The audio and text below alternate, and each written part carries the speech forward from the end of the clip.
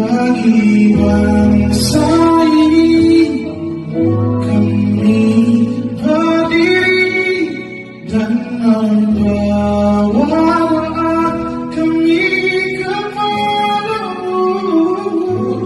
Sesuatu yang besar pasti terjadi dan mengubahkan negeri kami.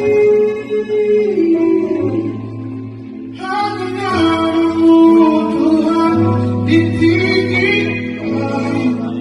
Oh, hanya namamu Tuhan ditinggikan atas seluruh bumi.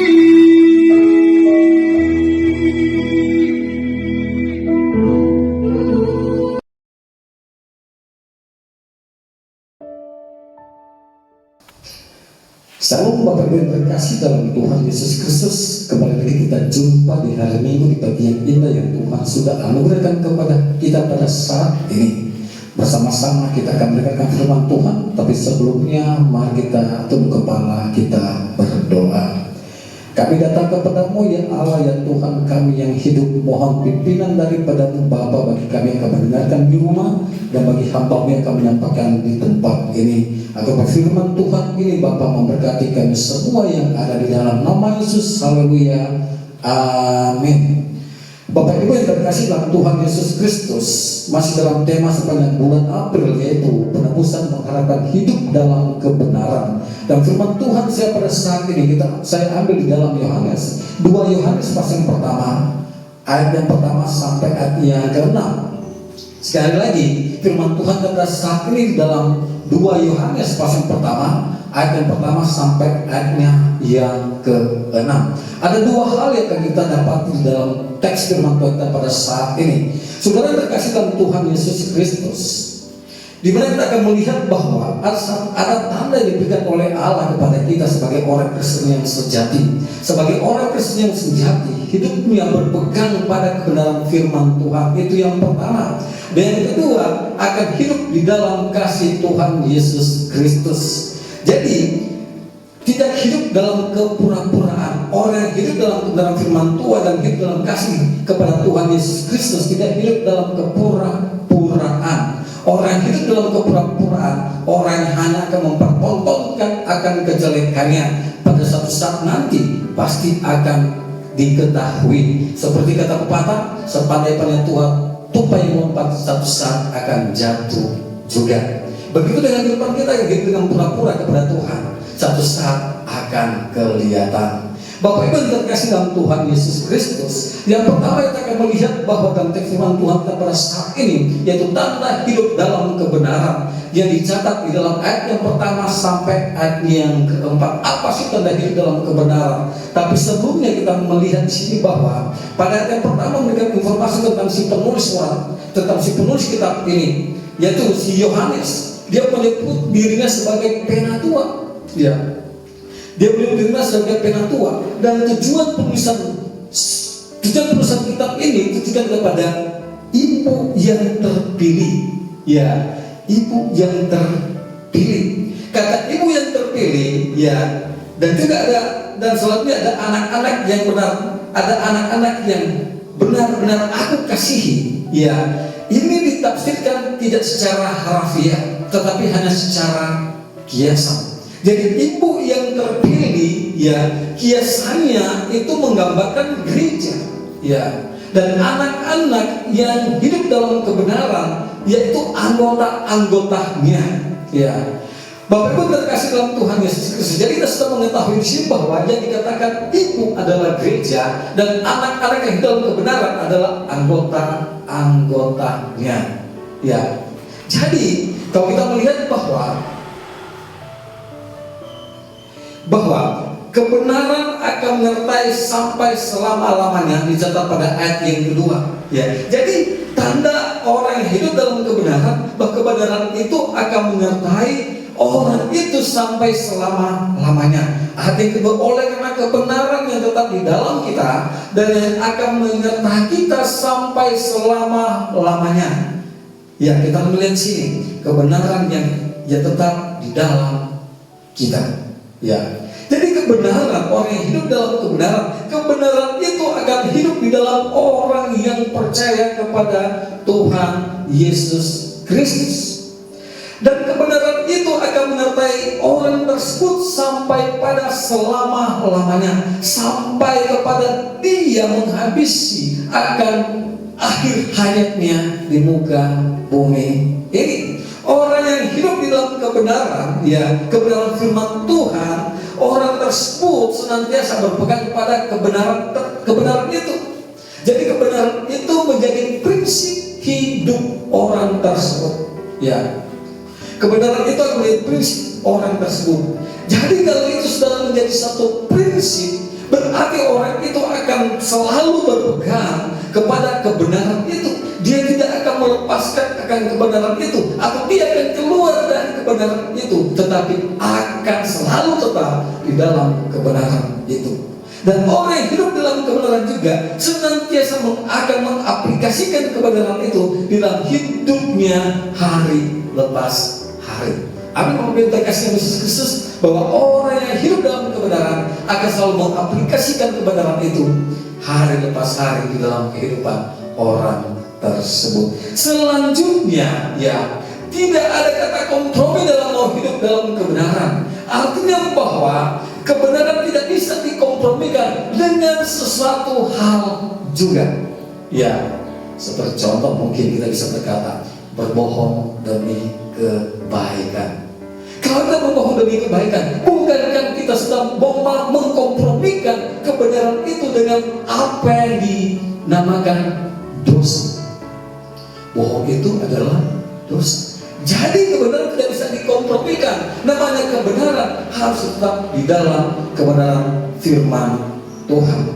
Dan orang yang hidup dalam kebenaran, ya, kalau kita melihat pada ayat yang keempat di sini, ya, dalam pembacaan kita dikatakan seperti ini.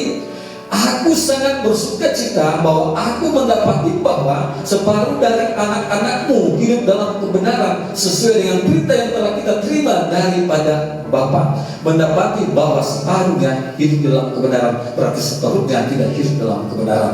Dan saya berharap supaya kebenaran itu di dalam jiwa kita semuanya hidup dalam kebenaran firman Tuhan. Jangan biarkan ketidakbenaran ada di dalam kehidupan anak-anak Tuhan. Anak Tuhan akan ditendai dalam hidup melakukan kebenaran hari lepas hari. Yang kedua, saling mengasihi dalam ayat yang kelima bagian C, supaya kita saling mengasihi. Di dalam kehidupan bergereja harus ada yang namanya saling mengasihi antara satu dengan yang lain. Orang yang mengenal kebenaran akan hidup saling mengasihi antara satu dengan yang lain. Kita melihat pada ayat yang pertama, bagian B dalam pembacaan kita, berkata seperti ini, bukan aku saja yang mengasihi kamu, tapi juga semua orang yang telah mengenal kebenaran. Jadi tidak hanya Yohanes yang menulis kitab ini yang mengasihi orang yang percaya, tetapi semua orang yang mengenal kebenaran, dalam artian semua anak-anak Tuhan harus hidup di dalam yang namanya saling mengasihi. Ya, jadi gereja harus hidup di dalam saling mengasihi antara satu dengan yang lain. Harus hidup dalam saling mengasihi antara satu dengan yang lain, dan hidup dalam sebenarnya dalam hal itu tidak ada satu kepura-puraan. Memang hidup sebenarnya menerapkan akan namanya saling mengasihi. Gereja yang hidup saling mengasihi ada suatu tanda yang dinyatakan di dalamnya, yaitu yang pertama, saling menopang antara satu dengan yang lain.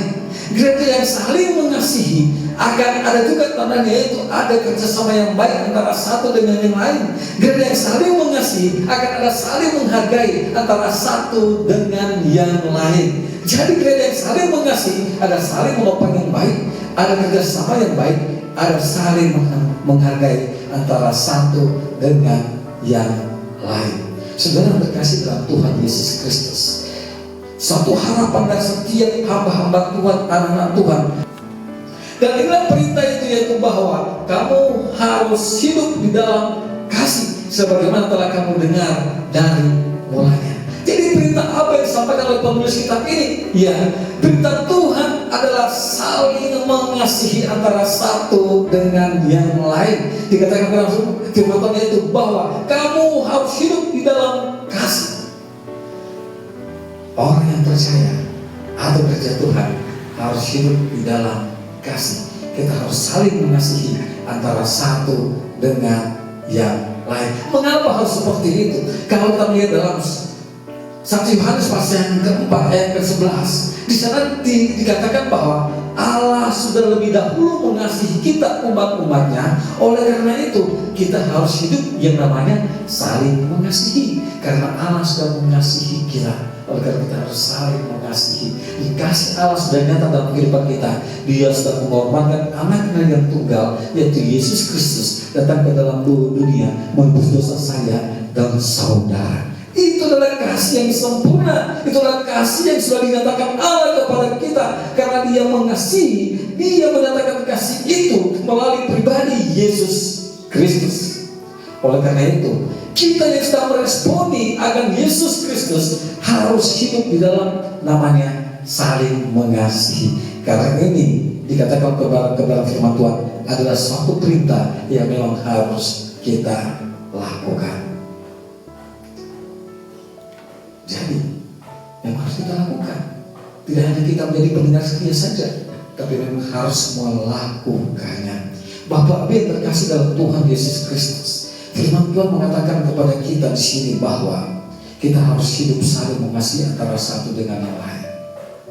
Kalau kita melihat dalam Matius pasal ke-22 ayat yang ke-37, di sana dikatakan ada kasih yang utama. Ya, saya akan membacakan untuk kita semua. Matius pasal yang ke-22 ayat yang ke-37 berkata demikian, berkata seperti ini.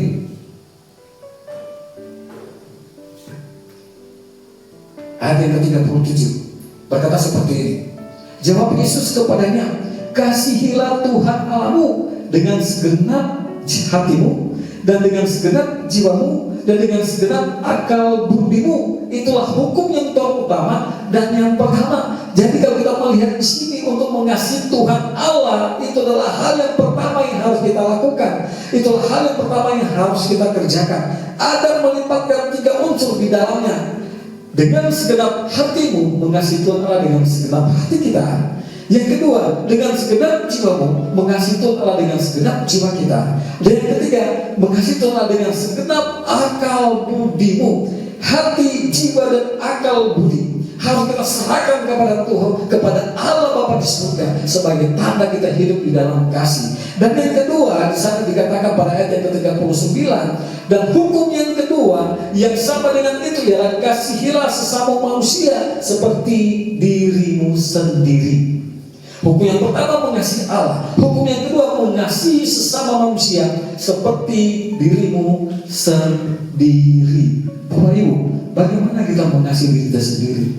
Kalau kita lihat bahwa diri kita itu kita rawat sebaik-baiknya agar supaya diri kita itu bersih, ya, agar supaya diri kita itu tidak sakit dan sebagainya. Ya, yang kita lakukan apa? Menjaga akan tubuh kita ini. Ya, kita membersihkannya, kita merawatnya dengan baik. Ya, begitu juga kita harus mengasihi sama kita manusia. Ya, kita mengasihi sama manusia seperti kita mengasihi diri kita. Bapak Ibu yang terkasih dalam Tuhan Yesus Kristus, penebusan yang mengharapkan hidup dalam kebenaran, mari kita kerjakan itu dalam kehidupan kita. Kita hidup dalam kebenaran firman Tuhan, dan juga mari kita hidup saling mengasihi antara satu dengan yang lain. Karena itu yang namanya kita hidup di dalam firman Tuhan. Bapak Ibu terkasih dalam Tuhan Yesus Kristus, kiranya firman Tuhan ini memberkati kami semua yang ada. Dan mari kita benar-benar melakukannya dengan penuh keseriusan dan penuh kesungguhan. kita mau hidup di dalam kebenaran firman Tuhan sampai akhir hayat hidup kita. Dan itu juga pun kita akan hidup yang namanya saling mengasihi antara satu dengan yang lain. Mari kita tunduk kepala, kita berdoa untuk kebenaran firman Tuhan. Bapa, kami datang kepadamu, kami bersyukur bahwa pada saat ini baik hamba yang sudah mendapatkan firman-Mu di tempat ini dan jemaat yang sudah mendengarkan yang di rumah, dan kiranya ya Bapa, apa yang sudah didengarkan memberikan satu kesegaran yang baru, membawa sukacita dan memberikan kemenangan di dalam Tuhan Yesus Kristus. Di dalam nama Yesus hamba sudah berdoa. Haleluya. Amin.